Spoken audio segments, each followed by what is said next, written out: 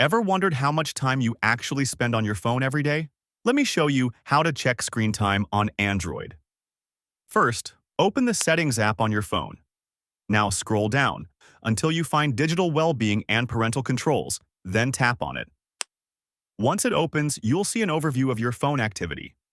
Here you can check things like how many times you unlocked your phone, how many notifications you received, and whether you've set any app timers. At the top of the screen, you'll notice a circle or bar chart that shows your usage. Tap on that chart to open the detailed screen time report. By default, it will show your weekly screen time, so you can quickly see how much time you spend on your phone during the week. If you want to check older data, just swipe left or right to move between different weeks.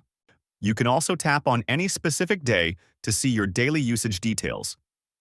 This will show you your total screen time, your daily average, and the apps you use the most along with the exact time spent on each one. If you feel like you're spending too much time on certain apps, you can even set app limits right from this section to help manage your usage. And that's it. Now you know exactly how to check your screen time and keep track of your phone habits. Try it out on your device and see where most of your time goes. If this helped, drop a like, follow for more quick tech tips, and I'll see you in the next one.